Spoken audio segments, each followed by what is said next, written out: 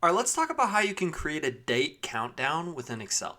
So here, let's just say that we want to know the number of days remaining from now until my birthday, which is May 26th, and my next birthday would be in 2027, since May 26th of 2026 has already passed.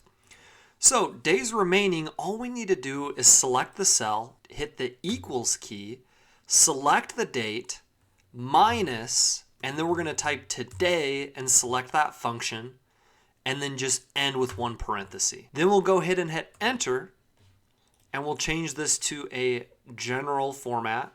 And there are 335 days remaining until my birthday next May. Now we can do the same thing, but in terms of working days. So this counts all of the calendar days, but we want to know just how many working days is until my next birthday.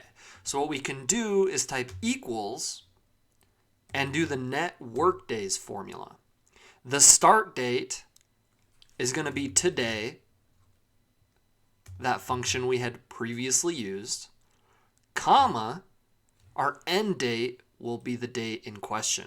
And then we'll go ahead and hit enter and yes, and that will say, hey, there are 240 more working days up until my birthday. So excluding weekends and such.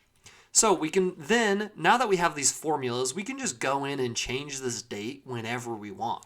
So let's say that we want to know, in America, we have the 4th of July, which is 7/4 and 2026. Then we know, hey, 4th of July is coming up in just 9 days, or there are 7 working days left until the 4th of July.